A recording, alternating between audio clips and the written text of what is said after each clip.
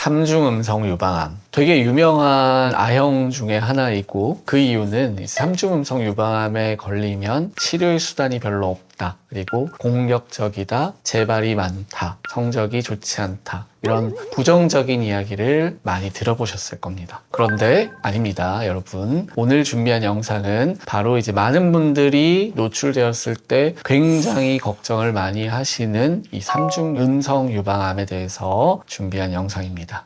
오늘 영상에서는 많은 분들이 걱정하는 삼중음성 유방암 왜 걱정을 하지 않으셔도 되는지, 그리고 삼중음성 유방암이 가지는 어떤 특징들이 이런 오해를 불러일으키는지, 그리고 삼중음성 유방암의 현 주소가 어떻게 되는지에 대해서 한번 이야기해 보도록 하겠습니다.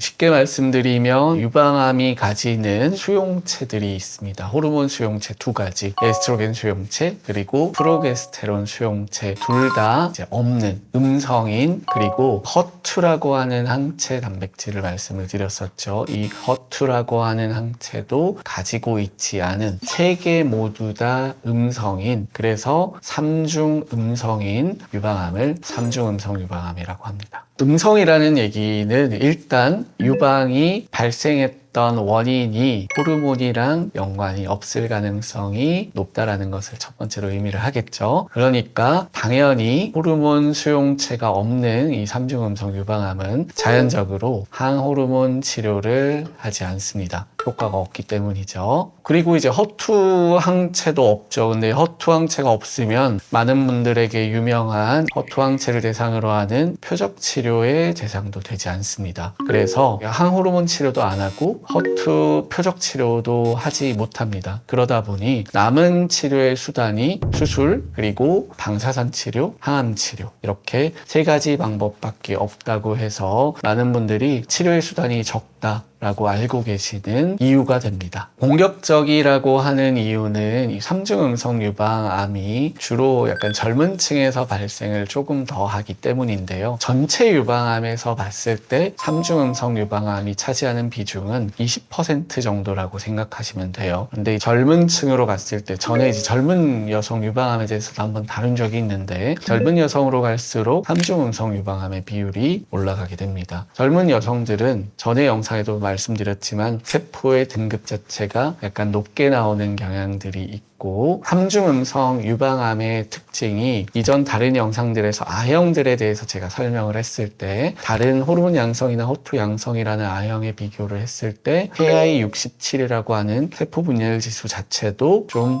높게 나온다고 알려져 있죠. 그 말은 이렇게 활발하게 분열을 하고 있다. 그래서 좀 더 증식하는 속도가 다른 아형보다 빠를 수 있는 암이다. 등급도 높고 분열 지수도 높다. 자연적으로 공격적이다 라고 이어질 수 있죠. 그래서 많은 분들이 삼중음성 유방암은 공격적인 암이다 라고 알고 계십니다. 실제 그러다 보니 삼중음성 유방암의 특징이 1, 2년 내에 초기 재발이 많습니다. 그래서 좀 더 삼중음성 유방암을 공포스러운 존재로 만들어버리는데 그런 예후 성적도 일조를 하게 되죠. 그러나 이런 우려들에 반해서 실제 삼중음성 유방암은 치료나 예후에 있어서 여러분들이 생각하는 그런 걱정스러운 절망적인 유방암은 아닙니다. 지금부터 그 이유에 대해서 설명드리도록 하겠습니다.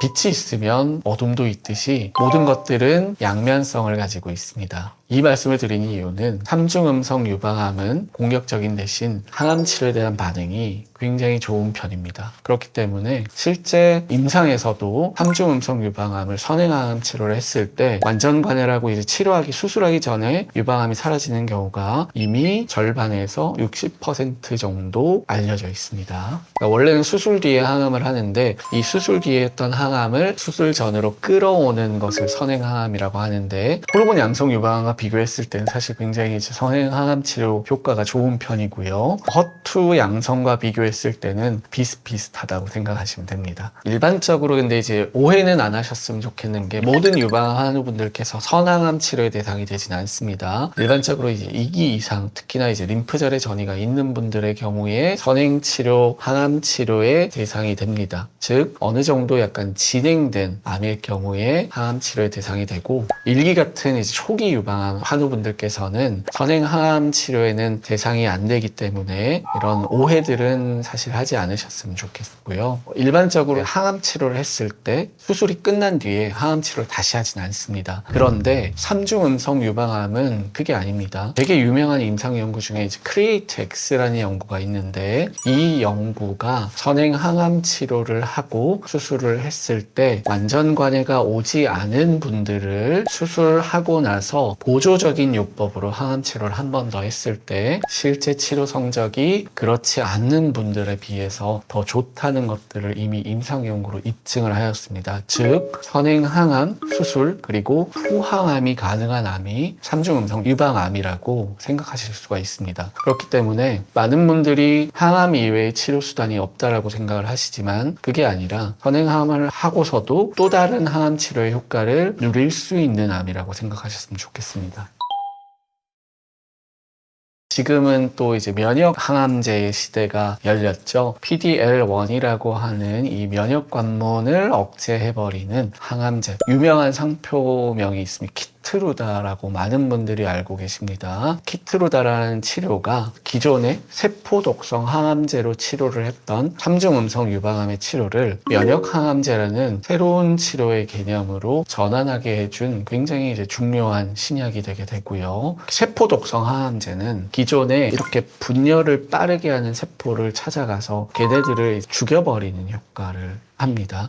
얘네들을 죽이기 때문에 같은 정상적인 분열을 자주 하는 세포들도 같이 영향을 받게 됩니다. 주로 이제 골수 세포들, 그러다 보니 빈혈이나 호중구 감소증 이런 합병증도 일어나게 되고, 그리고 이제 일부의 여성들은 난소의 기능도 상실하게 되는 그런 부작용들을 겪을 수 있는 반면에 면역 항암제는 암 세포가 가지는 방어 기제 중에 내 면역을 이제 회피하는 기전이 있어요. 근데 그 관문, 그 자물쇠를 열어버립니다. 그렇게 되면 내가 가진 면역으로 인해서 면역 체계가 다시 이제 작동을 하기 시작하고 그 면역 관문을 억제한 암세포들이 면역적으로 세포적인 사멸을 하게 되는 거죠. 그게 치료의 기전의 다른 점입니다. 이 키트루다라고 하는 이 약, 펜브롤리주맙은 면역 관문을 이제 열어버리는 약제이기 때문에 부작용도 약간 자가 면역 질환 같은 부작용들이 생겨요. 그래서 부작용의 개념도 달라지는 치료가 해당이 됩니다. 면역 항암제만 대두된 것이 아니라 최근 새로운 신약이 개발이 되었죠. 항체 약물 접합체로 알려져 있는 또 유명한 약이 있습니다. 트로델비라고 해서 사치추주맙 고비테칸이라고 하는 신약 또한 새로 각광받고 있습니다. 이제 이 약은 트롭2라고 하는 단백질을 표적으로 찾아가게 되는 치료제인데요.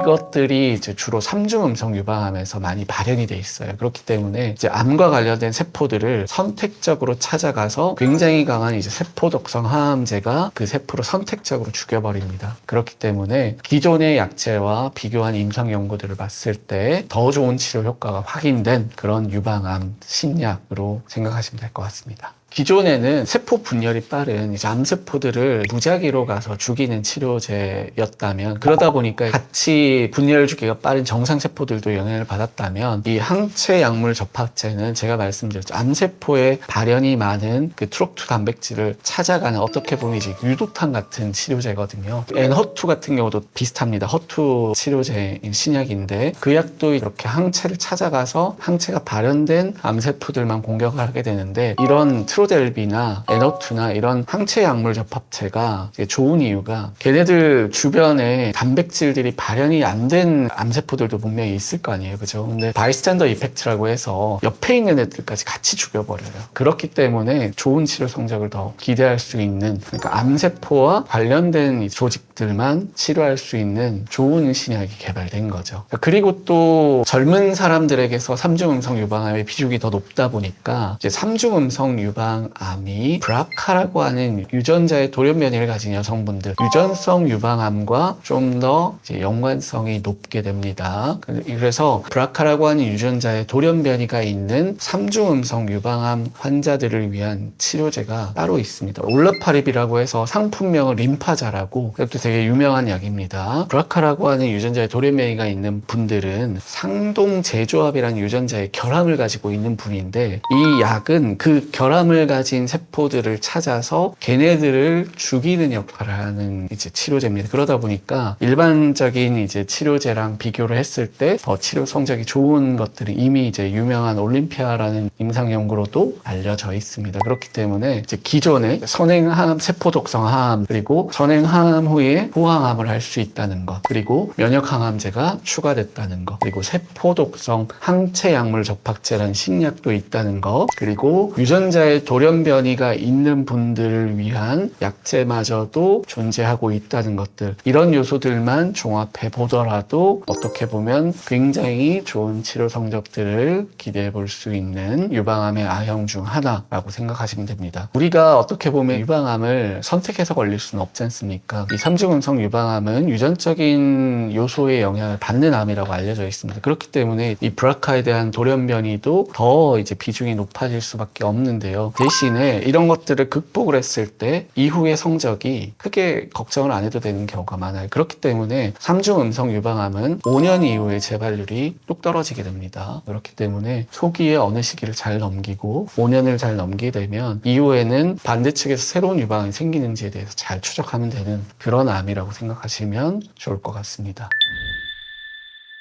약간 영상들이 조금 어려울 수 있는데 정리를 해드리면, 이미 이제 공격적인 암이라고는 알려져 있고 초기 재발도 있는 암이지만 초기 재발이 많은 대신 후기 재발은 별로 없다라고 생각해 주시면 좋으실 것 같고, 선행 항암 치료의 반응이 굉장히 좋은 유방암 중에 하나, 60% 정도가 수술하지 않고서 유방암 세포들이 약제로 없어질 수 있는 기회를 가지는 암이라고 생각해 주시면 좋을 것 같고요. 그리고 설령 선행항암에서 암인 병변이 남았을지언정 이후에 보조적인 항암을 한 번 더 할 수 있다는, 그리고 면역항암제, 항체 약물 접합제, 신약의 개발도 이루어졌고 유전자의 돌연변이를 가진 분들을 위한 치료제도 별도로 존재한다는 것, 이런 굉장히 긍정적인 요소들이 많은 암이기 때문에 3중 음성 유방암이라고 남들과 비교하실 필요 없이 나는 나대로 치료를 잘 받을 수 있겠구나, 이런 사실을 잘 인지하셨으면 좋겠습니다. 오늘 준비한 영상은 여기까지입니다. 시청해 주셔서 감사합니다.